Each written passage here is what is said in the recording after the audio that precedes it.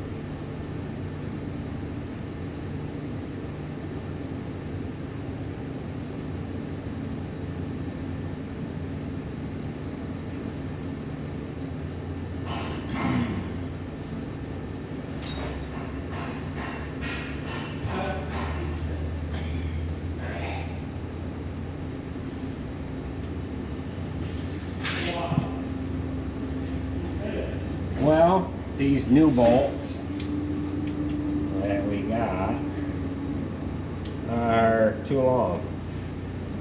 So I've got to use the old bolt.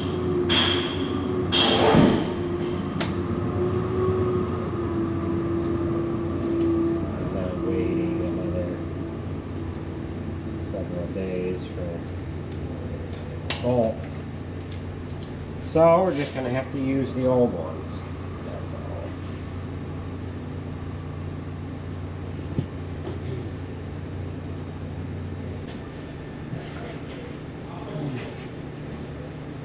Alright, so we're just going to stack some washers on here. It's going to look kind of ugly, but it'll be fine, I think.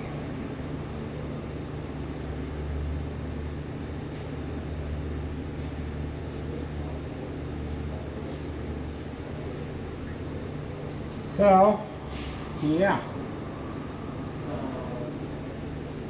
5 washers seems to do the trick.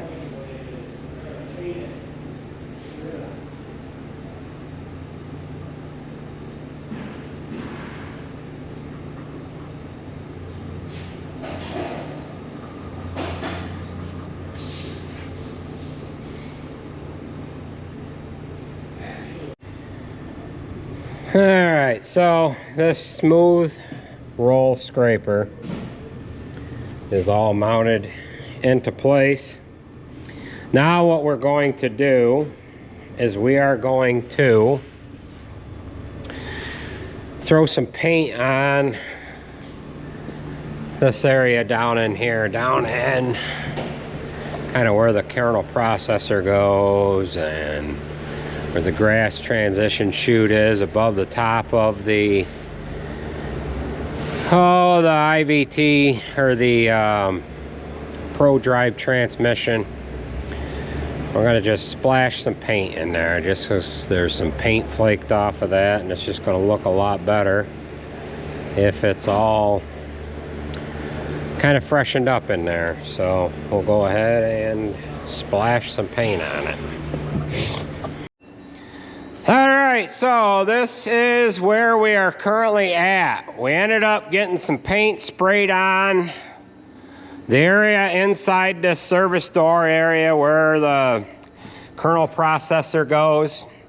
We sprayed all that. We mainly hit the areas that needed some paint applied.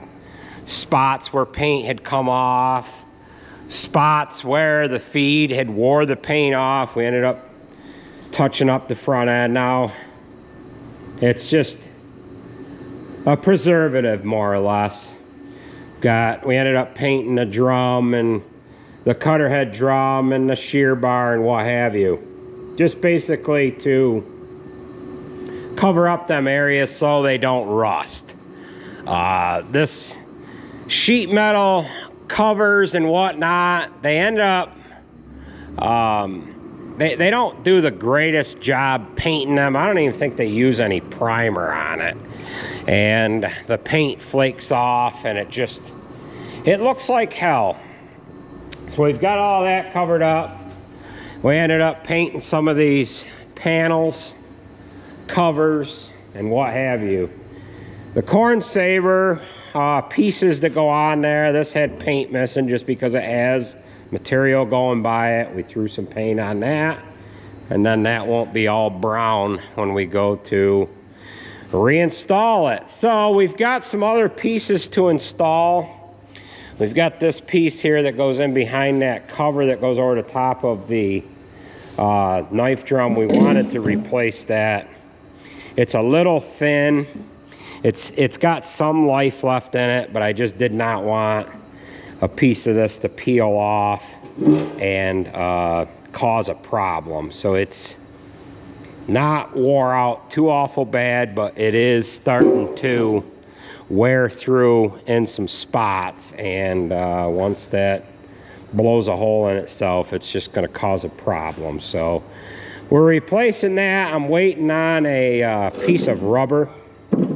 I've got this piece of rubber here that we're waiting on, and then we've got the other pieces here that we're going to replace, and I've got to get some paint on that rubber strip holder.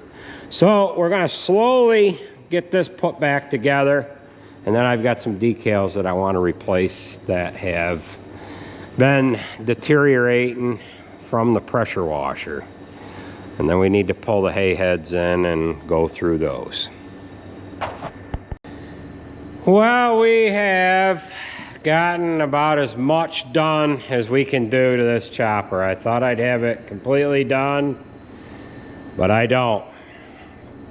We are actually waiting for some parts. I went to put some shims under the spiral band because I figured that we wore enough off the knife that needed adjusted. And I noticed that there was some cracks in the spiral band.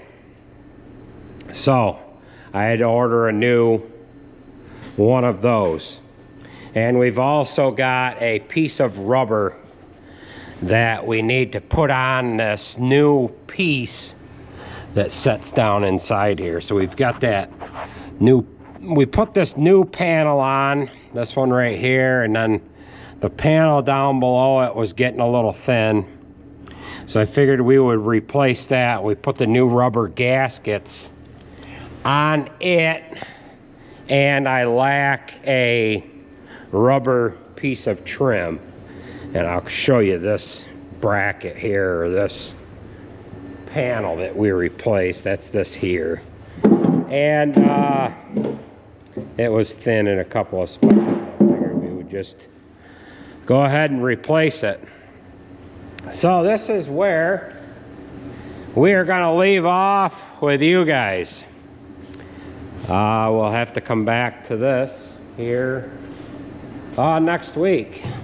And I'll show you what else I've got. We ended up breaking this back window anyways. So we've got some cracked glass here. The plywood went to here like that. And I ended up touching the very bottom of the glass. I thought we were going to be all right. However, it has cracked. It would probably not go anywhere, but I ended up buying a new piece of glass. And that cost us $1,200. So, the plywood didn't really protect it. But oh well. It is what it is. So, that's where we're going to leave off with you guys. So, I want to thank everybody for watching. And we'll catch you at the next one.